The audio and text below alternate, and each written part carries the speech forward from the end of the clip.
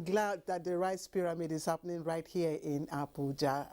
I'll have an opportunity of seeing that at least once in my lifetime. All right, let's get on with the news from Abuja. And President Muhammadu Buhari has ordered a major military operation in Niger State. Now, the state has been experiencing frequent attacks on its communities by bandits and remnants of Boko Haram terrorists fleeing theaters of war in the northwestern and northeastern parts of the country. In a directive to the defense headquarters, the president asked the military to respond robustly to the cases of killings and kidnappings in the state and give effect to the strategic objectives through the use of force. President Buhari also sent a message to the government and people of Niger State, expressing sincere sympathies over the recent security incidents. He says the federal government is willing to strengthen support and cooperation with all the states towards totally defeating the criminal elements. The president reiterates that security is a responsibility of all, and only through solidarity and cooperation with law enforcement agencies can the desired peace enterprise be achieved.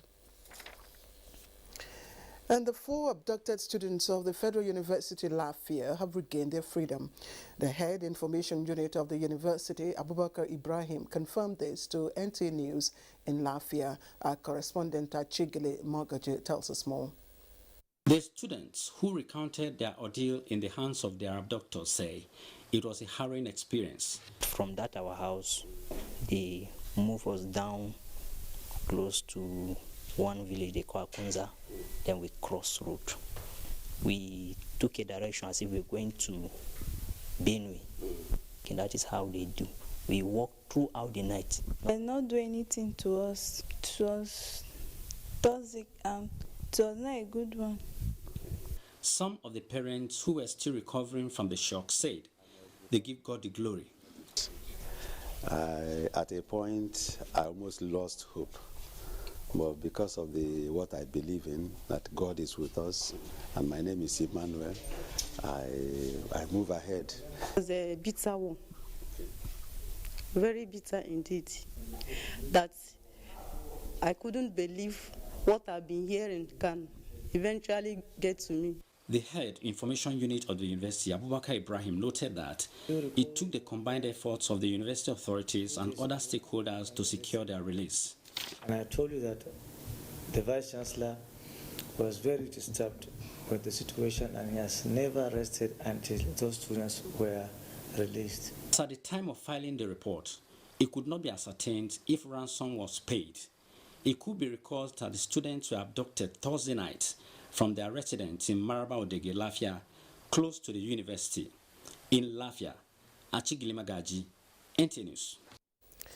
And in Ebonyi State, the police command has recorded another feat in the fight against crime with the rescue of 32 children from traffickers in the state. Ijoma Peter Nwante reports that the State Commissioner of Police, Aliu Garba, while briefing the press on the development, called on parents to always be watchful and pay keen interest in the whereabouts of their children and wards.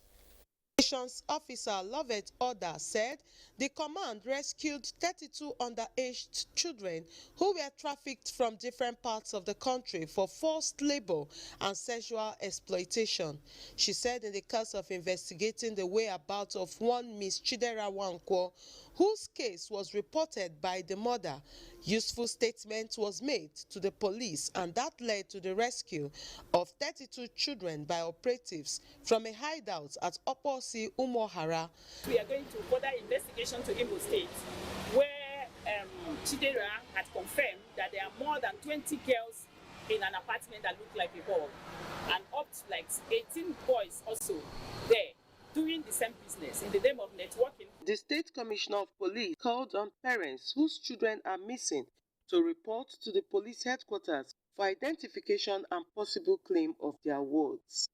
In Abakaliki, Ijoma Peter Nwante, NTA News.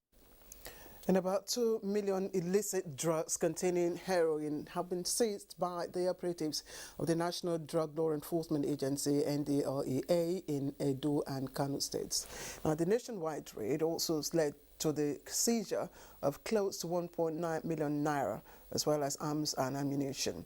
Meanwhile, slightly above 2,400 kilograms of illicit drugs, including cannabis sativa, heroin, cocaine, and tramadol capsules, among others, were also intercepted during the week-long operation that led to the arrest of 11 suspects in some states. And the APC chieftain Bola Ahmed Tinubu was in Oyo State to commiserate with the government and people of the state over the demise of two traditional rulers and former governor of the state. Ayomiku Ajibola has the details. Of APC and former governor of Lagos State, Asiwaju Bola Ahmed Tinubu, paid a condolence visit on Oyo State Governor Seyi Makinde over the demise of two prominent traditional rulers and a former governor of the state, Otumba Adebayo Alao Akala, while describing the reign of the Olubadan of Ibadan land and that of Shoun of Ogbomoso land as peaceful. He added that the late former governor Alao Akala equally contributed immensely to the political development of not only Oyo State but Nigeria in general. One day, we are just passing through. We all will go. But no matter how long it is difficult to absorb the loss easily. In his remarks, Governor Seyi Makinde thanked Asiwaju Bola Ahmed Tinubu for the visit, saying the former Lagos State governor stood for politics without bitterness. You've risen above politics and all that is going on around here to come and share with us at this moment that we're grieving. Earlier, the APC leader was at the palace of the late Olubadan of Ibadan land, that of Shoun of Ogbomoso land, where he condoled with the families of the late monarchs before visiting the family of former governor of Oyo State, Otumba Adebayo Alao Akala at Ogbomoso, where he also commiserated with his family. In Ibadan, Ayomiku Ajibola, NTA News.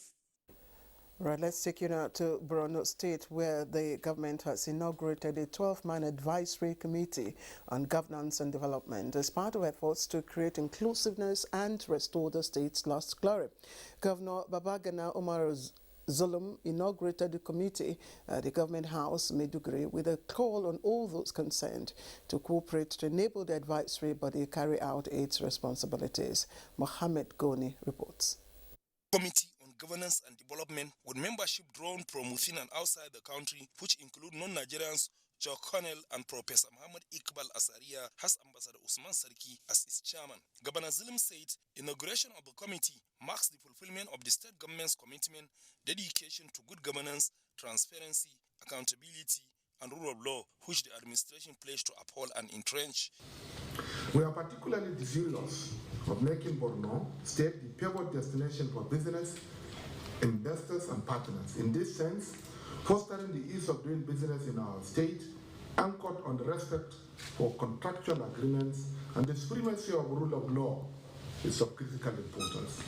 According to the governor, it is also in realization of the fact that governance rests on critical pillars of consultation and integrity of purpose that the state government decided to create the committee to guide its affairs in transforming Borno to attain higher level of development and human progress. He noted that the terms of reference of the committee will ensure that the administration gets the best advice on how to use available opportunities and resources to improve the lives of the people as contained in the state's development plan, and further use the opportunity to express gratitude to President Buhari and the Nigerian military towards the restoration of peace to the state.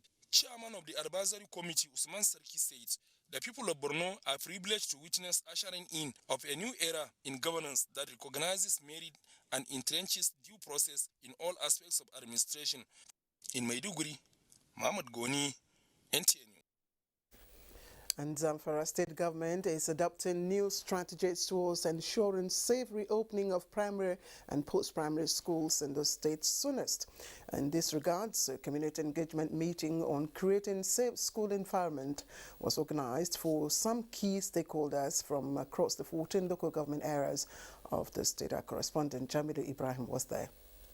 The state government has since on 1st September 2021 directed for the immediate closure of all primary and post-primary schools across the state following the abduction of more than 70 students of Government Day Secondary School Kaya, which occurred few weeks after the 279 kidnapped Jangebe students regained their freedom. Though the abducted Kaya students were also released few days after the abduction, the schools have continued to remain closed for more than 5 months now. With the improvement in the security situation, Zamfara state government says it is adopting new strategies to ensure safe reopening of the schools soonest. A stakeholders engagement meeting on the creation of safe schools for learning was organized by Zamfara State Universal Basic Education Board as part of the new strategies. We are going to give them some security tips that they will use to train the teachers and head teachers there, and also the children, so that they all will be security conscious. The participants include the local government education secretaries and the school supervisors, as well as the leadership of the State Parents Teachers Association and that of the schools-based management committees, among others. The community need to be made to know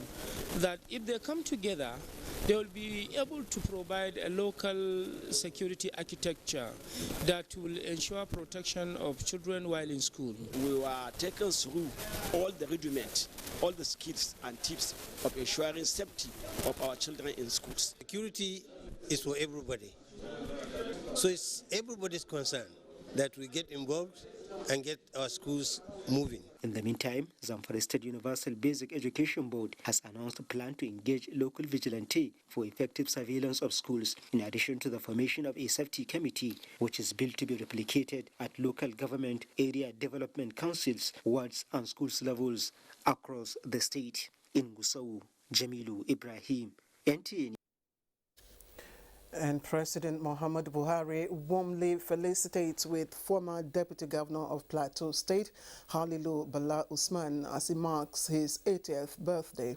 President Buhari recalls the meritorious service rendered by Alhaji Usman at both the state and federal levels, including the chairmanship of the Plateau State Local Government Service Board, Pension Board, and chairman of National Program on Immunization and as Director Training and Manpower of the NTA, while acknowledging his past political roles in the defunct Congress for Progressive Change, leading to the emergence of Tanko Almakura as governor of Nasarawa State and member of the Presidential Campaign Council. The president wishes the Joshua Jerry Dege chiefdom in Nasarawa State a long and healthy life. All right, let's take you now to our AFCON shorts tonight. And Gambia and Mali played draw to close in on AFCON 2020.